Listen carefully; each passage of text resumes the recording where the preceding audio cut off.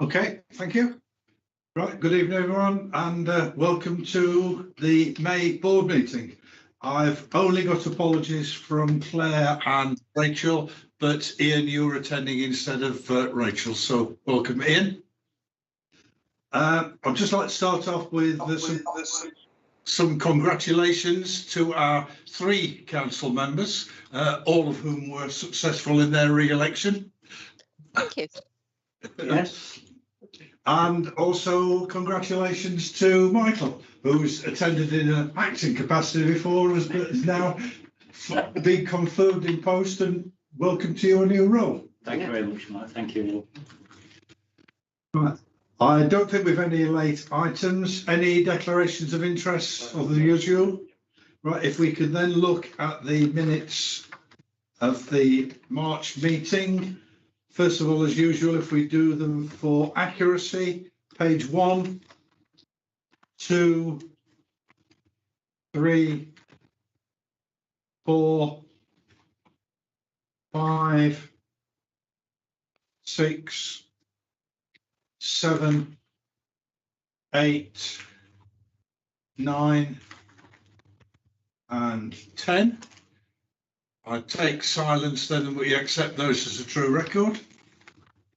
And looking back now for any matters arising which aren't going to be picked up elsewhere on the agenda. Again, page 1, page 2, page 3, page 4, page 5, 6, 7, 8, 9, and 10. Again, no matters arising. Thank you. Announcements of the chair, just one at this point. You will all have realised and picked up that Louise did ask for any questions on anything on the agenda to be circulated in advance, and that we would then present any answers here. Don't believe you've had any questions, have you, Louise? So hopefully everything in the meeting is going to be clear today, that there's nobody's raised any burning questions beforehand. Okay, moving on then. Any statements from members of the board? No? No. No? You had me worried then, Bob. I thought someone was going to no questions to the members of the public? Right. Okay, item 9 then is committee chair's feedback. It's governance committee, which would normally be Jan, but as for technical reasons she was unable to attend, Bob's doing it. Good evening, everyone. It's quite a straightforward governance committee, as I recall. It was quite straightforward, nice and short and sweet. We got the business done, and that's how it should be. 20 minutes, I believe. 20 minutes, yeah. There was no late items. I'll just go through the minutes from last, and obviously the draft minutes, because they've not been approved yet, so the draft minutes. Page 1 of the draft minutes. Any questions on that, or any questions arising? Page 2 of the draft minutes. Anything arising? Okay. Right. And we can see we discussed various things, interesting matters. And minutes of the previous meeting. I think the main one we remember was remuneration. I can't say it. Remuneration of board members. And it's seen now confirmed it was raised at strategic function, but not been formally noted. Is there any updates on that from anybody? We've sent an email to the strategic director at the council. Right. That's been approved in the updates to board members' remuneration should be coming through in this May payroll with the back dates of last year's pay rise and the new rates for this year. Okay, well, thank you. It should be with you pretty much any time soon now. Thanks for the update. Okay. And then we talked about the rule of 85 declined applications. We agreed that the notice report and requested future reports should include a number of applicants that have been approved. I think that was their comment at the time. I think we all agreed. And employer pension discretion policy. Just agreed to the update, and that's again as straightforward as I recall. Yeah, there's just one addition to that with the new company ABC scheme that we. Oh, yes. Yeah. Okay, That's it, folks. right, Thanks very thank you, much. Bob. Item, Sorry, anything, Jan, to that? Thank you very much. Thank you for standing in for me right at the last minute when I realised I just couldn't get access to the meeting. So thank you. Get me on my toes. item 10, outstanding actions. You'll all have realised that there is, Lucy. oh, sorry, Lucy. So, yeah, I was just thinking that I don't think the minutes actually recorded that Bob was chairing the meeting, and it probably ought to just mention that. Okay, Fair point, Lucy. yeah, thank you, Lucy. Yes, we'll, as Bob said, they are draft. We'll make sure that goes in the actual minute, but thank you for that. So item 10, outstanding actions. You'll have noticed that there is the usual table of outstanding actions is missing. There is only one outstanding action which has not been finished off, and that is board member appraisals. Taryn, you're going to give us a quick verbal update on that? Yes, thank you, Chair. In terms of the board member appraisals, we do them on alternate years. So this year is a turn of the chairs, vice chairs and chairs of committees. Those papers will be going out to you later on, either this week or early next week, for you guys to complete and get sent back into Louise, and then we will collate them and feed that back. Thank you very much, Taryn. Okay. Right. Sorry, I was just thinking that last year I had an appraisal because I wasn't a vice chair, but this year I am a vice chair, so I get an appraisal as well. Yeah, you get two. That's the way it works. Yes. Oh, great. Those of Okay. us who've got offices, we get done every year, Lucy. Yeah. Okay, You were appraised as a board member. You'll That's now be fine. appraised as a vice chair. that's fine. I'll be doubly checked. Yeah. Well, that is assuming we're working on the assumption that I'm still here. depending what happens next Thursday. I'm sure, Lucy, you'll pass with flying colours. Yeah. Oh, is somebody waiting to come in? It's Jan, she's just locking back. Oh, it's just Jen. Welcome back, Jen. Okay, moving on to item A. A1 is items from Part C to be discussed. Is there anything that we wish to discuss on Part C? Because if so, I will take it, because Part C is public, I will take it at the end of Part A before Part B, if that makes sense. Just the it's a fairly minor point, but in the attendance at board meetings, for some reason, Shiraz has been missed off. So it was just to observe that. Okay. Right. Okay. Right. If there's nothing else from Part C, we needn't bother with that. Maria, A2. Yeah, thank you, Chair. I'm going to briefly run you through the report. The first item is just to advise board that we are now working with Savills on the consumer standard review. They're in receipt of all the documents requested, and Louise is acting as our point of contact. And I did notice that we have a date already come through in July for the final feedback session.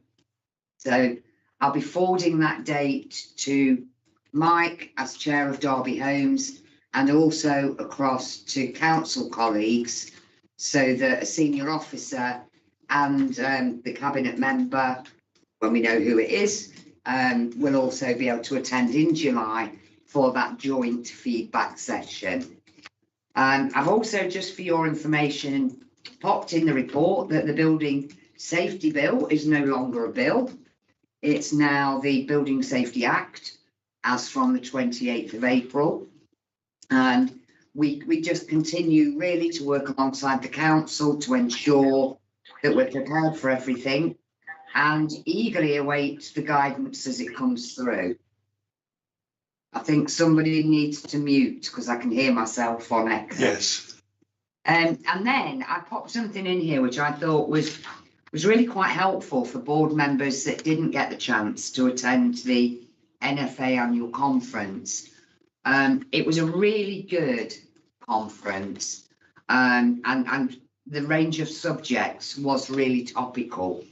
The one that grabbed me in particular, though, and I think is probably the most relevant to bring forward for board members, was the session that Kate Dodsworth delivered. I've got an awful lot of respect for Kate. She's a very no-nonsense regulator.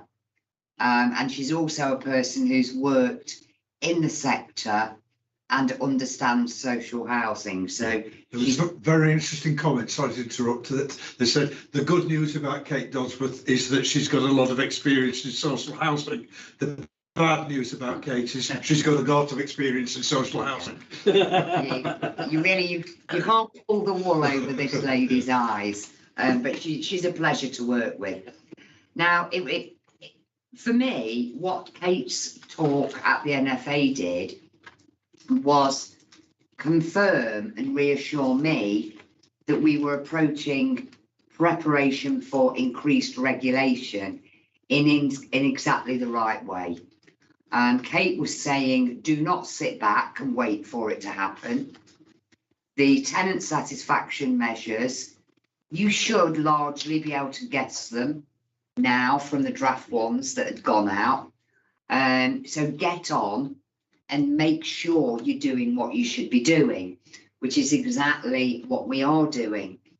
But I also thought, this came through after the conference. Kate posted a blog on the NFA website, and in 4.6, I've just copied there for you what she thinks are the 3 key areas that boards and exec teams should be considering. And the first one is all around that huge subject of culture.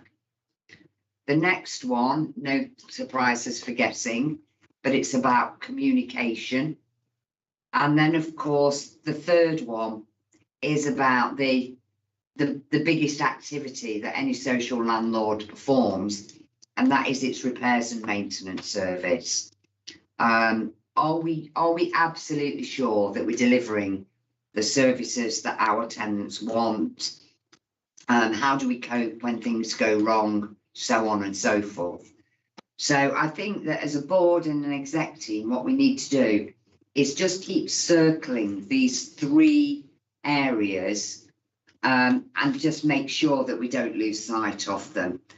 I mean, for me, I've put it in the report very honestly.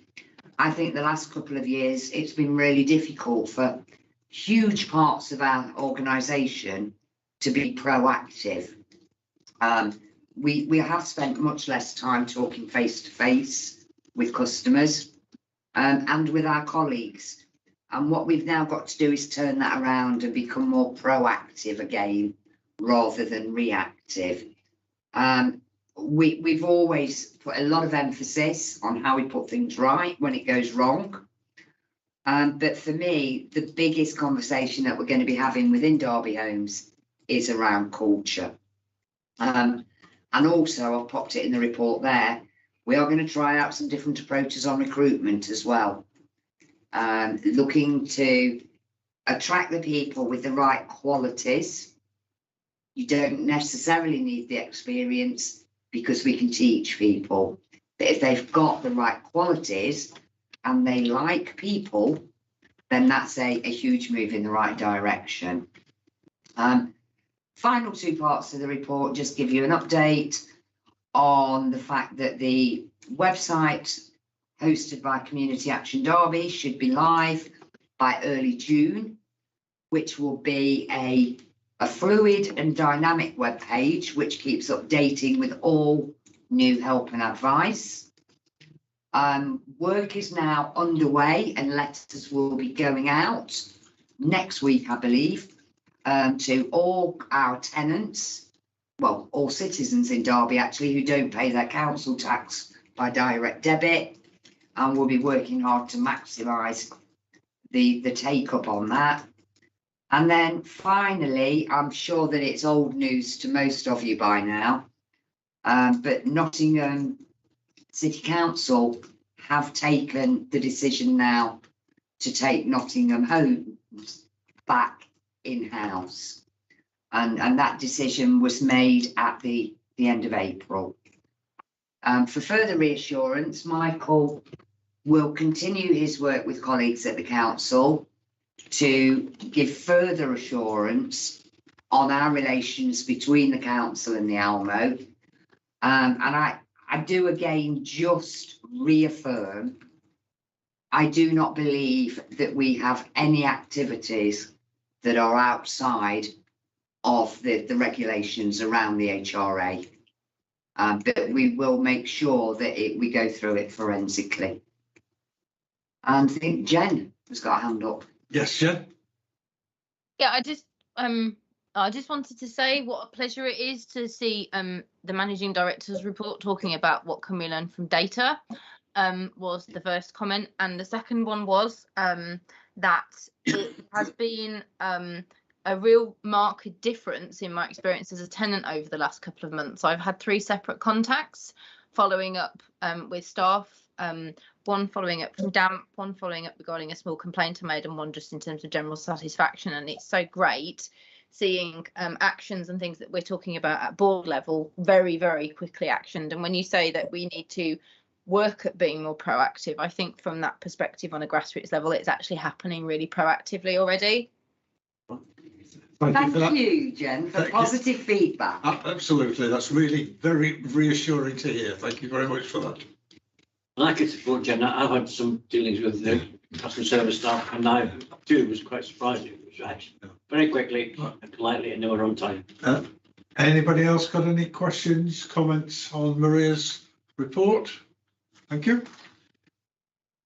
Michael, finance update. Thanks, Chair. I'll keep it brief. There's 3 recommendations from this time's update.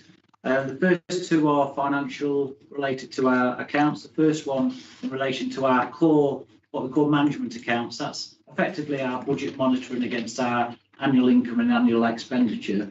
At the time of drafting this update, we were forecasting an overspend of £750,000. The reasons for that deficit are explained in section 4.2. That is a change from what we had been projected previously, when we had been projecting a surplus of £750,000. Obviously, the figures are still draft, and I do anticipate that loss figure to reduce slightly when we finalise the figures.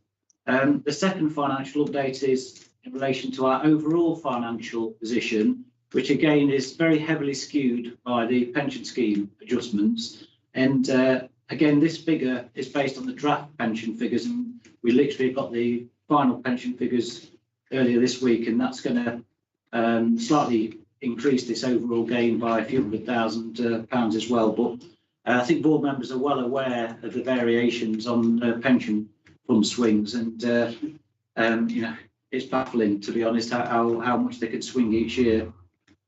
The final recommendation is a long-standing piece of work we've been undertaking at Milestone House. The council have funded a variety of capital works there, and there was always an intention for Derby Homes to cover revenue-related spend, and specifically on some bedroom furniture and redecoration in each of the bedrooms there.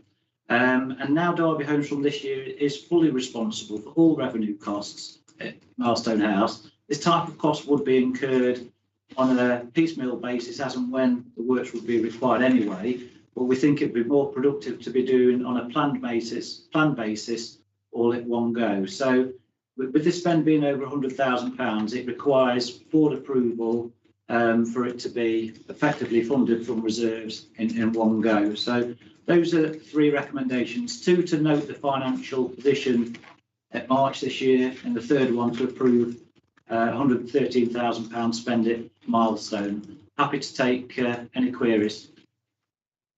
Any questions? Lucy. Oh, sorry, Bob. Sorry, thank you. I want to pick up on 2 things. Firstly, the discussion about why the cost, the recharges cost looks higher has only become apparent now. If we know that 10% is too low a recharge, why has that only become apparent now? Why wasn't it something that's been apparent and a growing awareness over the last few years. That's the first question. And the second question is on Milestone House. And just to check that we had included this within our budgeting use of reserves. Is it something that we put into our budget earlier in the year, or what's the impact going to be on our expected spend from reserves with doing this? Okay, I'll answer the Milestone House one first. We hadn't budgeted for this level of spend. We just anticipated the normal day-to-day revenue costs for Milestone House. So it would come straight off the bottom line. That's why effectively it's funded from reserves. Okay, so from unallocated reserves. Effectively from the general reserves, yeah. Yeah. How often do we expect this sort of level of bedroom furniture replacement and redecoration to happen? I would anticipate it happening perhaps once a decade, something like that. It's been happened on a piecemeal basis, and I'm told the plan this time is to put more robust type of furniture in there to hopefully minimise day-to-day revenue replacements going. Okay, thank you. And the original point on the 10% for supervisory and management overheads, I think if we're honest, we've known it's been very low since the start, but if you get the volume of work going through, then the 10% would be enough to recover that the cost of that team. With the COVID year and now what has happened this year, the volume of work going through that capital works team is either not enough or we're not charging enough for that team, which then doesn't generate the 10% to cover the cost of its associated supervision and management. So that is one of the three main areas which are causing the deficit for last year that we're looking to address. And discussions have already started with the council on that and a couple of other areas. Okay. Or the team is too large? No, the team isn't too large because it's all based on the work. So we've got to make sure that they are booking their time appropriately to the jobs, and that the volume of time being booked there is enough at those hourly rates to cover the cost of those teams. So it's not because the teams are too highly staffed, there's not enough work. I think it's more of an accounting exercise to make sure we've got all the job they do get recharged and it's being recharged at the right amount. Okay, so, okay, thank you. Got Bob, then Shiraz and Jen. Well, this has already asked the question I was going to ask, so that's fine. Yeah, okay, right, that's fine. Okay, Shiraz. Yeah, very quickly, Mike. Sorry if I repeat myself, but my connection keeps going on and off. I mean, the extra sort of costs for the furniture and is that just wear and tear? Is it sort of age related, or I mean, you're probably going to cover this in a later item, but I noticed the level of sort of violence was going up in that particular house. Was it sort of damaged or whatever that results in this extra expenditure? It's not really as a result of damage, Shiraz, because when that is a problem, we have to find a way of replacing at the time. The fact of the matter is a lot of the fixtures within the rooms at Milestone House have not been renewed since the building first opened. And it truly is very tired, and there's little to encourage people to look after things. I mean, I'm sure that a travel lodge would renew things more than once every 10 years. And we really have had our use out of a lot of this, but it's well overdue.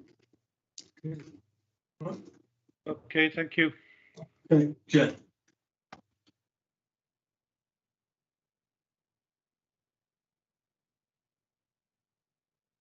You muted, Jen. Apologies.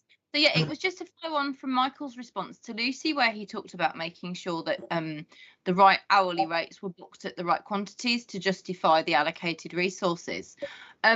One of the, I wouldn't describe it as a criticism, but one of the observations I've made about Derby Homes, which is quite true of a lot of public sector work, is that there's quite a linear thing in terms of how work's managed, in that we book it in and we kind of work through it. Is there any project or programme management resource actually going into this work as a kind of an objective process, you know, to kind of manage the workflow and risks and resources and stuff like that, to really nail down what you've described needs to happen? Well, I can help with that, Michael, if that's okay. Yeah. Absolutely, Jen. You know, each work stream's, you know, got a responsible officer, you know, who will oversee the challenges around expenditure, completing the task within reasonable time periods, and understanding and analysing any risks. And risks have been an issue that have increased over the course of the last year or two, in particular around volatility in the price of materials and volatility in the price of labour as well for some of the work that we actually outsource.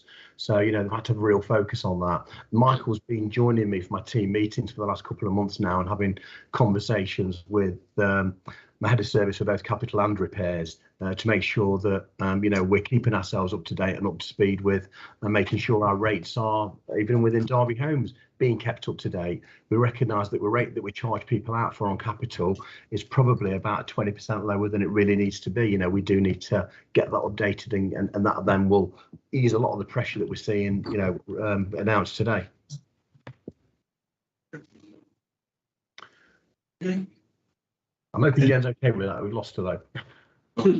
Any more comments, questions? Okay, in that case, can we approve the spend on Milestone House? Yeah, thank you. Right, A4, you will notice that this is a wait for Sean to get back in his seat. This is a different thing. As Maria's mentioned, compliance is going to be one of the most important aspects for us as a board to consider, and so we've taken the decision that instead of combining this with Sean's normal property report, he will be doing at each board meeting a separate compliance update. So over to you, Sean. Absolutely, thanks, Mike. The usual appendix is attached to this now separate compliance report, and that's the one that's got the different colours to it, and that's available on CMIS. Hopefully you've all got access to that. That'll be the matrix that you've become familiar with over the last few board meetings. So from a compliance reporting point of view, you know, we've been having this discussion for a while now, but to separate it out is really helpful. Now, I am chuffed to bits with the performance that I'm seeing through that matrix at the moment, and in particular in those, I know we've got a top 6, but we absolutely have a top 2, I think, with gas and electric being that area, you know, that is so intensive for us. The figures that you'll see at the comments at the end of there is that from a gas servicing point of view, we only have 8 properties that have not got a gas certificate that's dated within the last 12 months, which is phenomenal performance. And in fact, there's only one of those 8 that's 7 months old. So quite a few of them are only within a couple of 3 months, and they will be tackled through the procedure that I've attached to this report. Now, I'm not saying there's competition going off, but it will definitely be healthy competition. But the electric team only have 7 properties that are outside of their 5-year period. So I do think we've got some healthy competition kicking in here.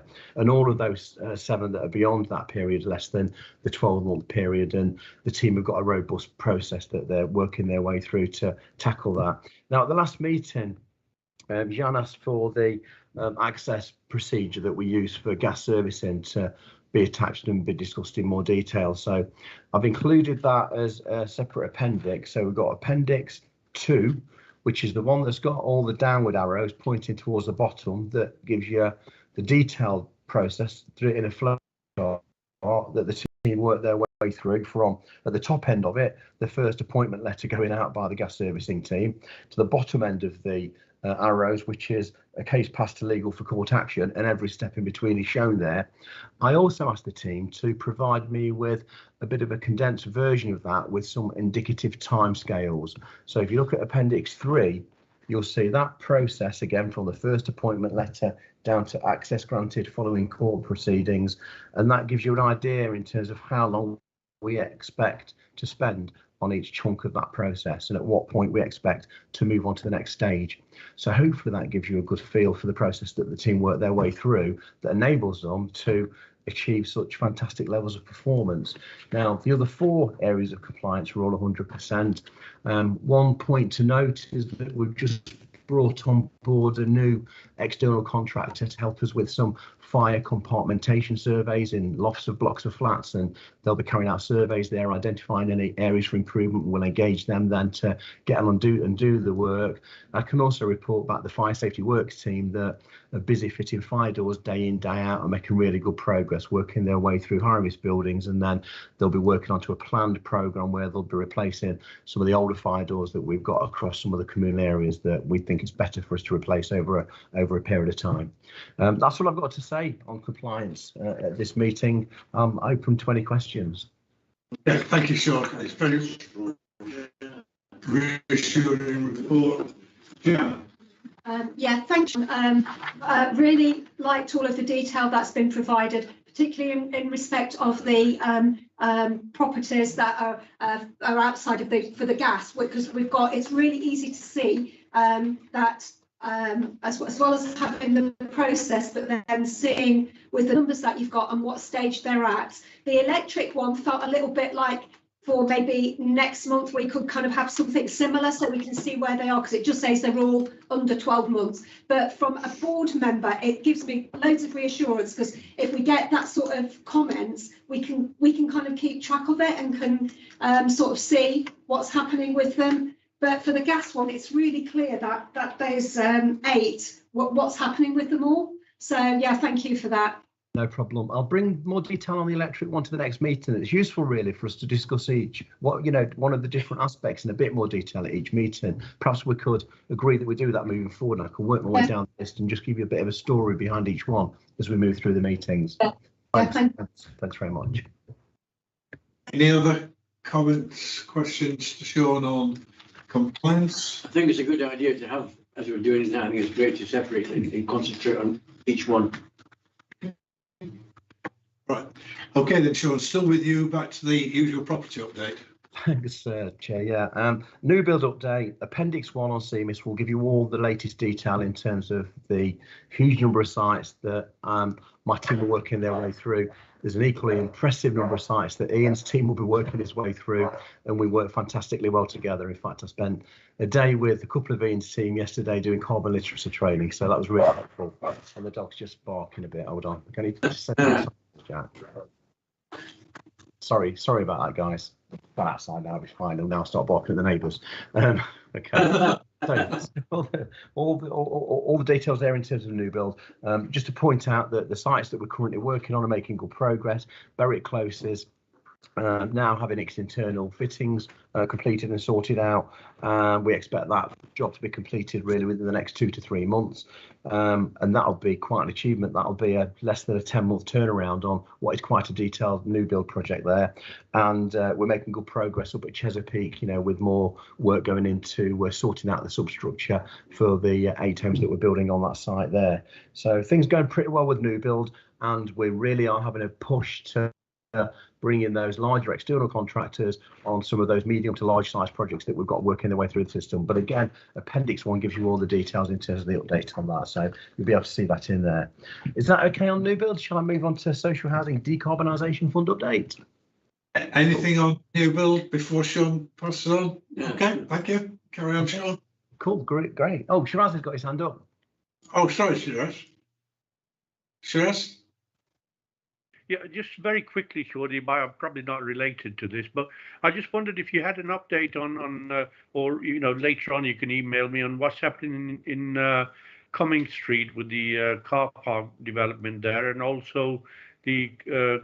Well, one of those will fall to Ian's team, and I know Ian will be more than happy to give you an update and perhaps contact you maybe over the next day or two with more detail on that. And if it's okay, Shiraz, I'll do the same with regards to Cumming Street, if that's okay, so I can capture a bit of detail and talk to you about that. Just in relation to what's happening with the car park, I need to check some details on that, if that's okay. Okay, fine, no problem. Yeah, happy with that, Shiraz? Yep. Okay, right, carry on then, Sean. Ian was going to mention something. Sorry, Chair. Oh, if I can, Chair, I was just going to say, sorry. Shiraz, your timing is uncanny, because I talked to Karen in my team today about that site, and one of the conversations was that she needed to go back and give yourself and your ward colleagues an update on the Rose Hill Street site. But it's looking really good, and they're going to be really high eco spec those units, as well as have really good accessibility and mobility standards on those units. So we're quite excited about those.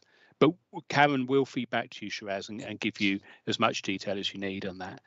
Thank you, Chair. Okay, thank you.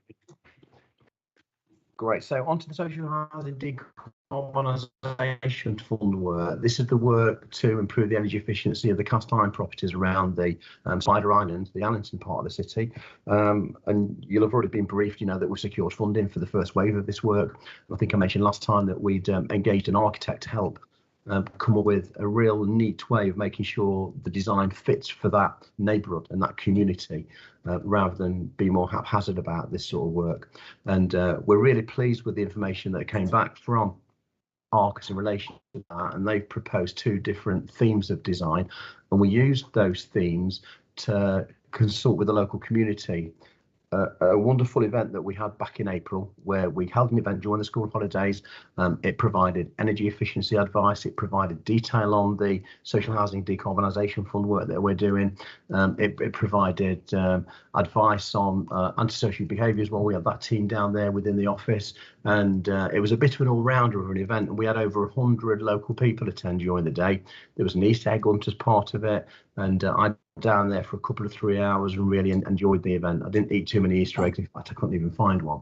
There's probably still some out there, who knows. But the event went really well. The local community decided on an option from the 2 designs that were presented to them, option 1, which means that we're looking to externally insulate and render the properties with a cream coloured render that blends in with any properties that might not be able to have the work done, owner occupiers, for example, although we are trying to obtain some grant funding to enable them to have the work. And it introduces a brick effect to the render system as well, differing degrees depending on the position of each home. So I'm really hoping that this is going to be an award-winning project, to be fair, in terms of how we've approached this, you know, with regards to the design. And we're also looking to finish off the project with some repairs before painting work, where we'll you know, look at potentially trying to attract some biodiversity into the area as well. And already we were talking to the community about attracting wildlife. We are going to integrate swift boxes into the render system when we apply that. We'll be looking at hedgehog homes, for example, and making sure that the gardens are wildlife friendly. And quite a few residents during the open day actually welcomed the option of considering hedges being replanted instead of just seeing a sea of brown wooden fencing in front of their homes. So that might be something that we can move forward with in this particular area. So I'm really keen to get on with this work. I can't wait to drive down Harvey Road in a year's time and not look forward with blinkers on, scared to look at the blandness of the properties each side of the road. I think it's going to transform that estate, and hopefully the community can join us on that transformation process, and we can start to really engage them on that. So I can't wait to get moving with it. So that's an update in terms of where we are with regards to that.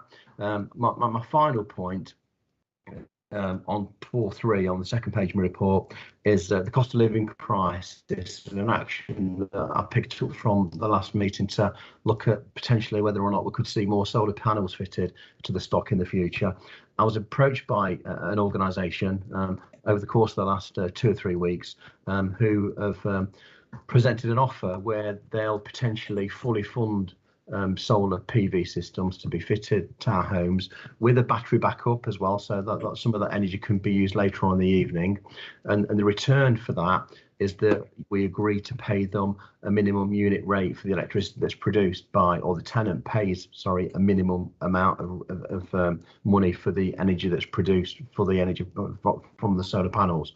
So, but that rate is generally around 60% of what they'd ordinarily pay through the usual electric system. So still represents a saving to tenants, but it still means that they're going to have to contribute a small part towards repaying for the system, that's fitted to the roof. I need to check this out in more detail and make sure that, there aren't any other equivalent or better offers out there. So really, this is the start of the journey of me and my team evaluating the different options that are available to us to be able to accelerate installing solar panels at a faster rate than just relying on the re-roofing programme, which of course I spoke to you about at the last meeting. We've got Jen and then Lucy. Yeah, so very quickly, biodiversity is great. That was a question I had. Have you thought about where you do have to install fences, making sure that there's wildlife doors in them so that small animals can kind of migrate through the estates is something really important. After the conversation that took place after the last board meeting, I went outside and realised that we've got some kind of really weird electric supply, which is almost delivered through a telephone wire. And I remember you saying that, I think you said there was 35 to 40% of our estate which wouldn't be compatible with solar. And I guess my kind of challenge to you, Sean, is that the next stage to your work is to actually scope out how we can get all of our estate onto solar so that we don't end up just prolonging the point at which we have angry tenants who are saying, actually, well, they've all got solar and why can't I? So perhaps there's just maybe some wider long-term work that needs to be looked into within that as well. Yeah, that's a good one, Jen. The under-eaves cables won't prevent us installing solar PVs, and your estate will be one of the estates. In fact, we've carried out an aerial survey of all council houses, and we've identified that we've got about 6,500 that have got decent roofs that have got enough capacity to take solar panels. And it's a case of, the challenge is how do we fund that? At the moment, it's through the re-roofing programme, but as we agreed, it's going to take a long time. And really, the meeting that I had with the firm is the start of that process. An alternative is that we look at the council's capital programme and maybe determine whether or not some of that should be prioritised for it. So there's going to be a range of options, I think, Jen, that we're going to need to consider, and each will have its pros and cons. I'm always reluctant to charge tenants for the benefit of energy efficiency measures. To be fair, we've never done that in the past. I always want them to receive the full benefit of the savings that are coming through the system without having to impose any charge on them.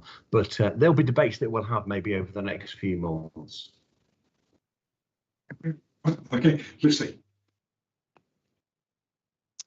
Thank you. I was going to raise the questions about hedgehog holes in fences as well, and also bee bricks as well as swift bricks and nesting, and there are also things like terraces for sparrows. So I know the report just talks about swift boxes, but there are others which hopefully will have a greater diversity in.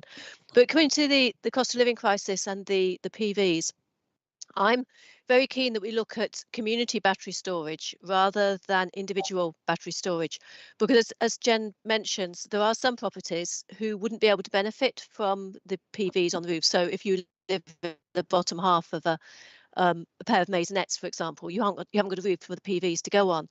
But if you've got a battery storage that is being charged from the roofs that we've got PVs on, then anybody would be able to benefit from the excess power that is flowing back into the battery storage. And I think this sort of thing is now possible, and we need to explore how we can do it. I think there's potentially other ways of funding this than having to go straight to the sort of capital programme. There's the government's got its what do they call it, shared prosperity fund, which maybe can help do this sort of thing. It's the replacement for some of the EU funding. And I was talking to Heather Greenan about this earlier today. She's not convinced yet. She says there needs to be some more conversations had. But Sean, you're one of the people that needs to be part of those conversations to see if there's an alternative and other ways of incentivizing people to put PVs on their private roofs as well as doing it on class roofs. Yeah, absolutely. And to be fair, the firm that I meant, a lot of the conversation was about self-funded external wall insulation on private homes as well, where they're quite hopeful that through Eco4, we can make some real good progress on that. So that's another area that we're looking for. But we'll talk about it at the Decarbonisation Forum, if that's okay, Lucy. I know this is on the agenda already. And to be fair, Jen, Lucy had already mentioned the issue about holes in the fences for hedgehogs, when we talked about this at that meeting. So there's lots of ideas, and you will incorporate them as many of those as we can. And for the communal battery storage, I think the Grange Avenue project, the conversations that are on with Western Power now gives us an opportunity there. So it's perfect when you're delivering a medium to large scale site to incorporate that infrastructure investment into the project. And see the longer picture, the savings that can be made, to the local community. So energy prices are only going one way. We know that over time. Excellent. Thank you. Right, thank you. I think Ian was making copious notes as you were speaking there, Lucy. I've talked to him about this as well. Yeah. Right. Bob.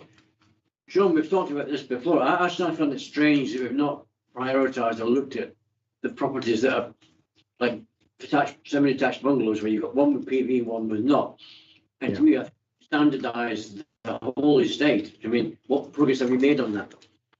Well, it's exploring these different funding options to try and make it happen, Bob, to be fair. Sorry, I mean, the progress that we've made is that we've carried out a citywide survey of all possible roofs that can benefit from solar PV. So that effectively gives me my address list of those that can benefit from it. I think we made a brave move and, are ahead of the field with the work that we're doing in terms of integrating it into the roofing programme, although that's not going to be good for people that have got to wait 20, 30 years for the roofs to be replaced. Really keen to try and explore, what options are available, which is the best funding way, which is the best way of making sure that tenants can receive these measures, and effectively, if we can do it in a way where they're not having to contribute something towards the cost, but the investment's going to need to come from somewhere. So whether or not there's new and emerging grant funding that can come through, we'll look at further waves of social housing decarbonisation, to work out whether or not we can apply for retrofitting PVs as part of that. There's lots of opportunities that are around each corner, but you've got to just bear in mind, the various conditions that are there. Sometimes we are a bit of a victim of our own success, that, your housing stocks could be really poor to attract some of the grant funding in, and, I do sail kind of on the edge a little with some of that, but yes, good stuff. They're always quite invested. I'd say I wouldn't mind paying a contribution if it was going to give them the solar panels. I think most of us would agree a smaller charge is better to get the solar on, they're not charging up front. And Bob, if that ends up being the best deal, that's something that we'll look to roll out. As I say, already I had a conversation with a company that's prepared to come to Derby and start doing that. So positive from the last meeting in terms of progress, but to be fair to all the companies that might have a similar or even better offer, and for you'd expect us to check those out and come back to you with something that's going to be the best deal. And my other concern is, it's probably petty, you call it petty, but things like bee boxes, a lot of people out there who've got allergies to bees and stuff like that. I mean, so we've got to be sensitive. There may be people out there who don't want these sort of things. To be fair, Bob, we work with each individual family in terms of what range of measures they're prepared to kind of want within their garden, in their home, and that went really well at the away day. To be fair, so I think yeah, you're right. It's we've got to bear in mind all of those issues. Thanks, Sean. Right, thank you, Sean. Any further comments? No. Moving on then to health and safety again. Sean, A6 update. Yeah, we had a great health and safety forum meeting this afternoon, as usual. In fact, one of the forum members said that our last meeting was memorable. Now, if your health and safety forum meeting is memorable, then you're not doing bad, are you? So it was a memorable meeting. Today's meeting we spoke through. Yeah. For what reason? Are they all memorable? You can't beat a memorable meeting. And we went through the usual accident and incident reports and went through those in detail, and also worked our way through the violence and aggression reports. We had a bit of a year-end snapshot in terms of violence and aggression, and looked at the new and emerging trends coming through for the first 2 months of this year. And we were really pleased to see a bit of a downward direction of travel in trend for Milestone House, and talking to staff from that location, they kind of felt that was coming through as well. That it felt a bit less dangerous in the last couple of months going into this year. But on the other side of the coin, we also noticed a bit of a rise in violence and aggression within the housing options team. So as a health and safety forum, we desperately try to support all teams across the organisation. We've agreed that we'll receive some feedback at the next meeting in terms of some of the actions that have been agreed to try and tackle and reduce that within that team. Other than that, you know, we agreed that we needed to do a little bit more work to try and resolve a ventilation issue, you know, within the loos at the mill. But apart from that, you know, it was quite a positive and hopefully another memorable meeting for some of the forum members. Ian, do you have anything to add to that? I think all I would want to add, Chair, is should draw members' attention to the paragraph 431 about the ROSPA award. I think that we actually mentioned it at the last board meeting, but just to draw members' attention to the fact that Derby Homes, 16 years in a row, has been awarded gold medals, and we have now got an award of distinction for getting the 16th gold in a row, which is quite a formidable achievement. And there can't be many organisations in the country getting that sort of level of achievement for health and safety. And I think it just goes to show that all our staff are pretty conscientious on this, and we, despite the fact we have all the ongoing things of accidents and incidents and violence and aggression, overall our control of health and safety is very good for an organisation of this size. Thanks, Ian. Okay, well, thank you, Ian. Any comments on health and safety? It's very commendable. Lucy? Yeah, I wanted to pick up on the COVID-19 bit, which obviously we're managing in ways that we couldn't have dreamt of probably a year ago, but it's still there. And seeing the numbers of people who, sickness levels, and I know that a few weeks ago it was looking really high. My husband's still positive when he tested, and that was effectively 2 weeks off work he would have been having. So it's something we need to be mindful of. And the Independent Sage has come up with some proposals.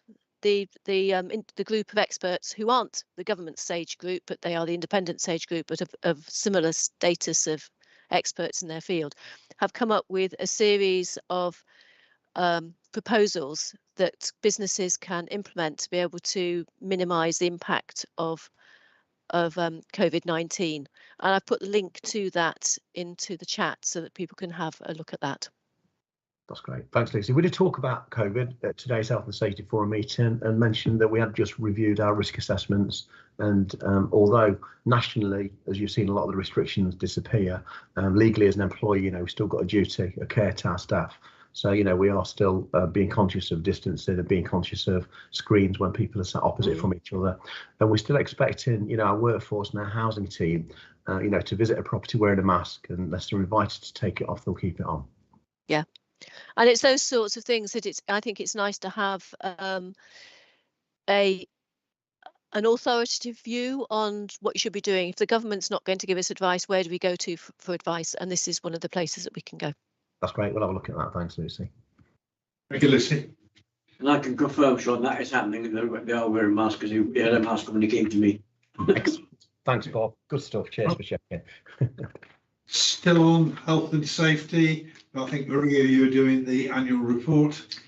Yeah, thanks, Chair, to give Sean a little bit of a rest.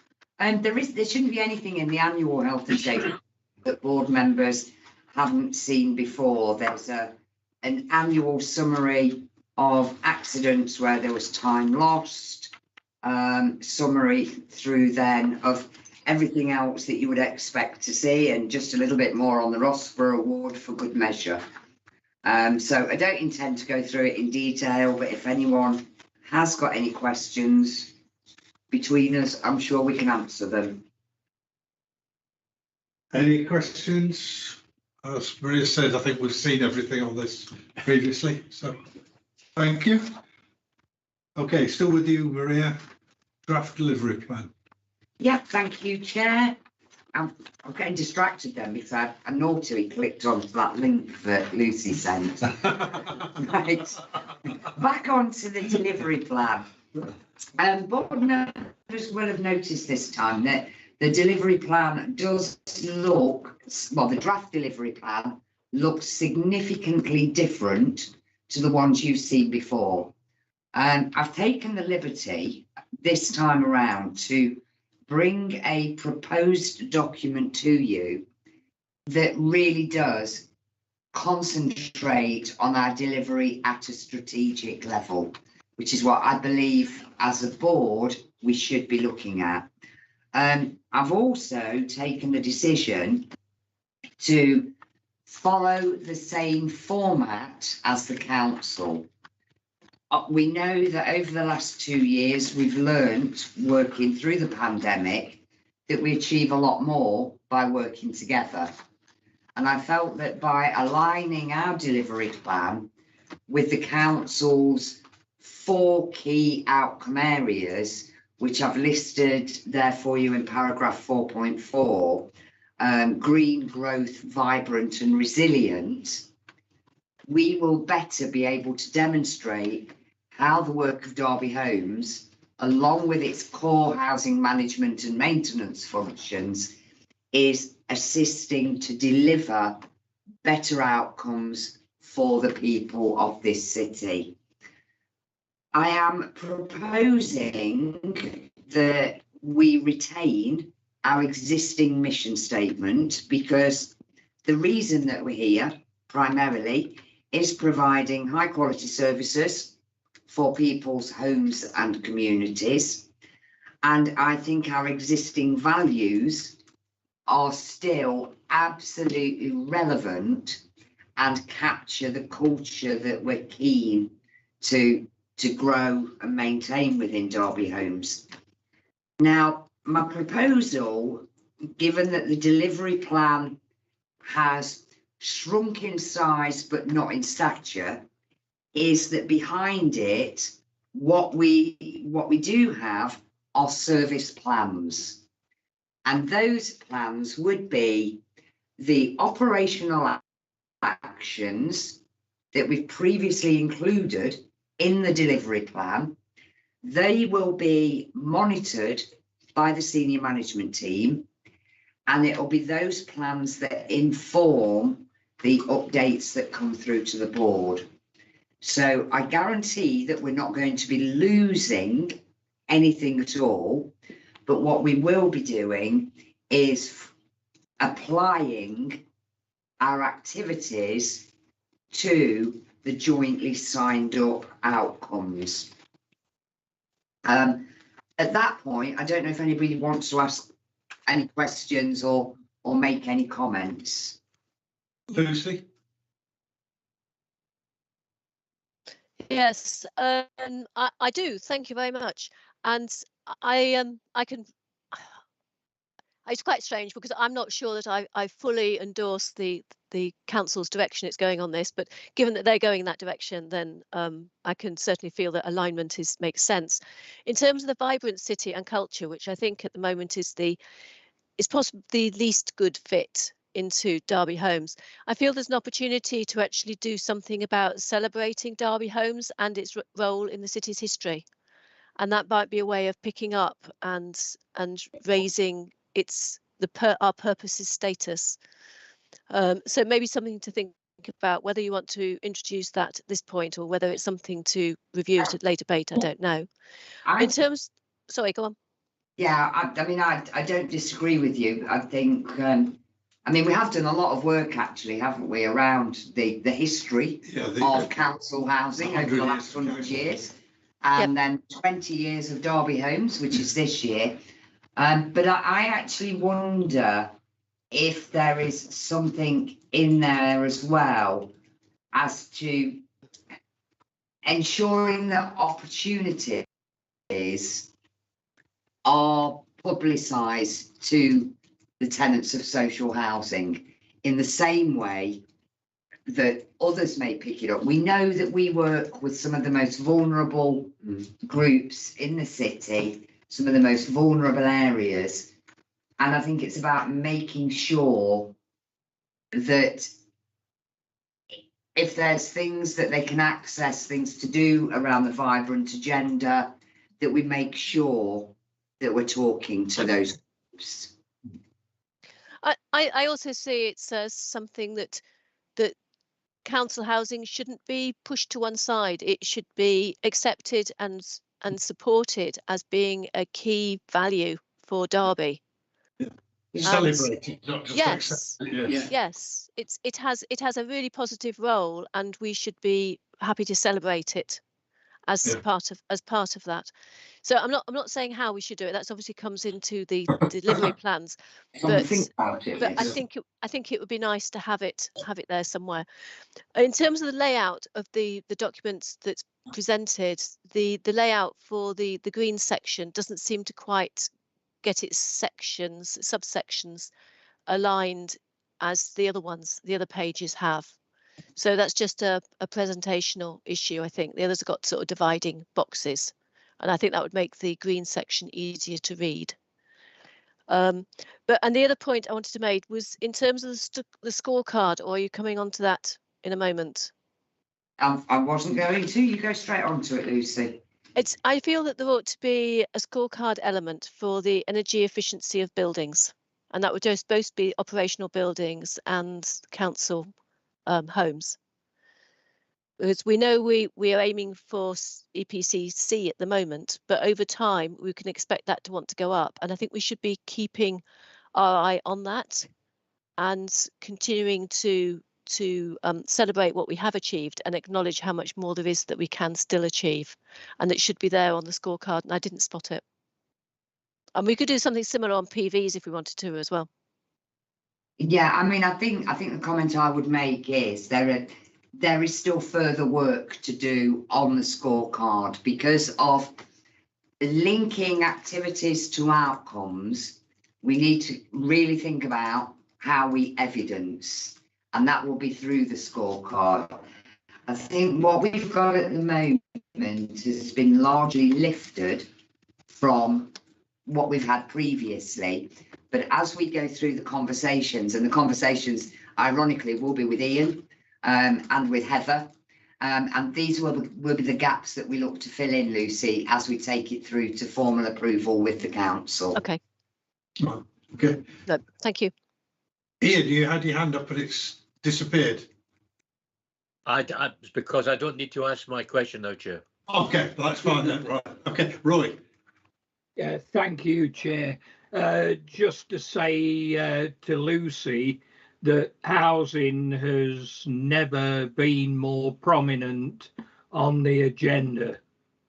It's linked through to health now, and the implications around that, healthy living and health inequalities are a major part of what we are dealing with Derby Homes. And you will note that the government are introducing a white paper around private rented sector accommodation to actually bring that accommodation up to similar standards to council housing, and Derby Homes is an exemplar in that. And with regard to the EPC rating, Lucy, C is a minimum. We try to get the highest EPC rating possible, but rating C is the minimum we are prepared to accept at the moment if we can't bring it in any higher. Thank you, Roy. Any other questions, or are we happy to approve the complete new look of our delivery plan and allow us to continue conversations with the council to complete it? Yeah. Okay, thank you, Roy. Still on delivery plan, but this time last year's. Michael, the report. Yeah, this has been presented just to give the board an overview of the outturns from last year. Again, I don't propose to go through each individual action in detail, but as we can see from the summary, 90% of the delivery plan actions were judged to be complete or on track, and there's examples listed further down in the report where there are a few ambers and a couple where we've not finalised collecting the information on them. But the overall message, 9 out of 10 of them are on track or complete, which is a really positive outcome. And again, just happy to take any queries on that and to ask that the recommendation to note the report is accepted. Thank you, Michael. Any comments on this? No? Okay. No, thank you. We'll note that. Still with you, Michael, then. A10, appointment to external auditors. Yes, thank you, Chair. Board will be aware that our previous auditors, BDO, resigned last year, and we've been looking to identify a suitable replacement. And the board has been kept updated on that progress, as has the audit committee. And I'm pleased to put forward a recommendation to the board that we appoint Pro UK on a 6-year contract to become our new external auditors.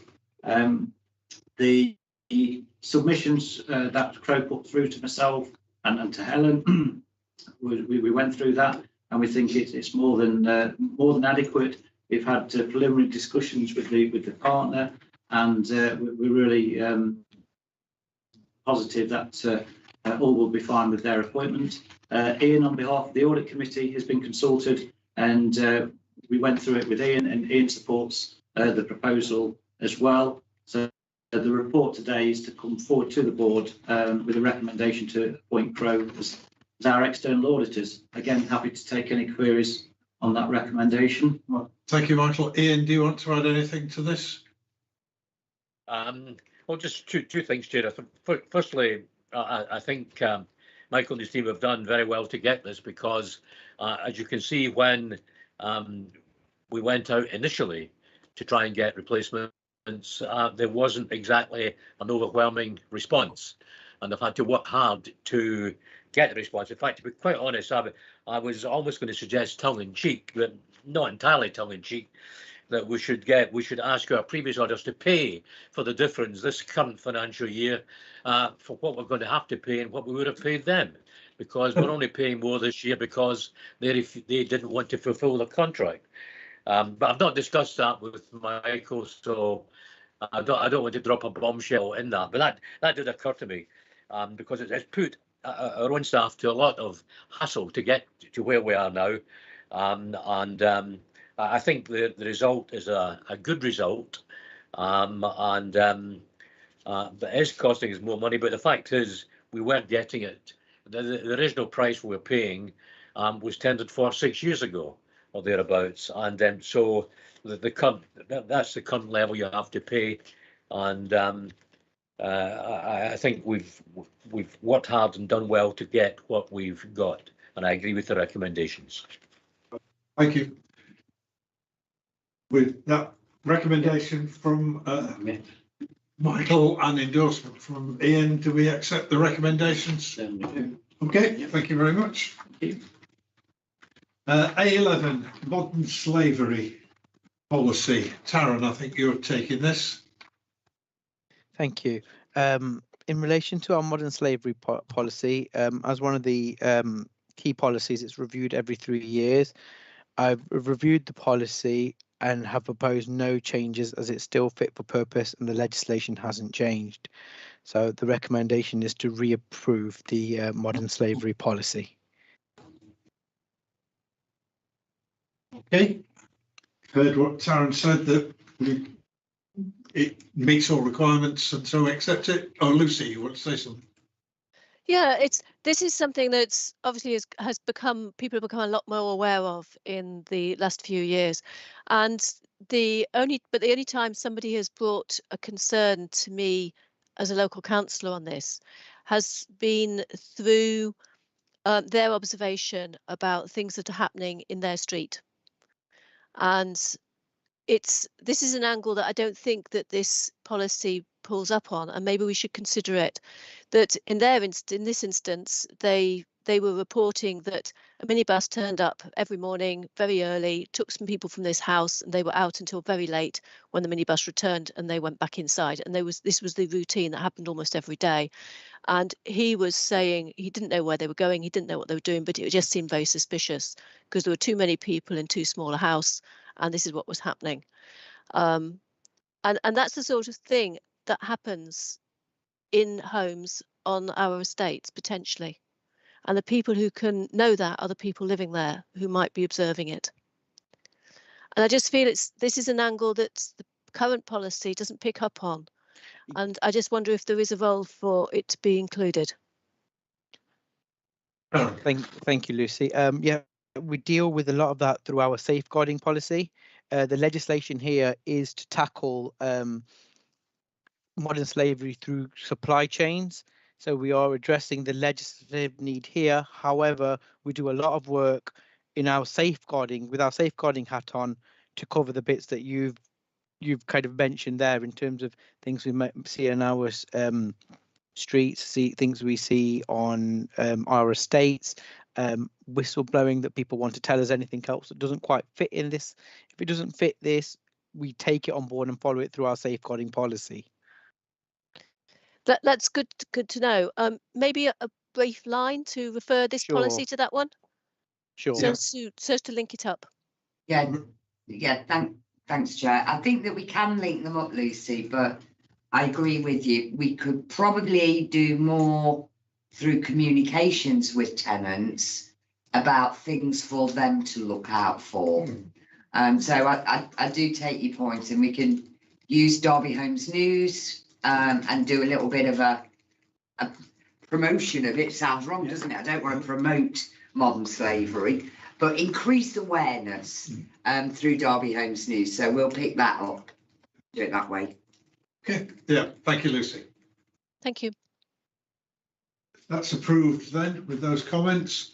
Moving on to A12, the forward plan. There are one or two amendments to the listed plan. First of all, if you remember the last board meeting, we changed the date of the AGM. It still appears on here, 29th of September. It is in fact a week later. Yeah.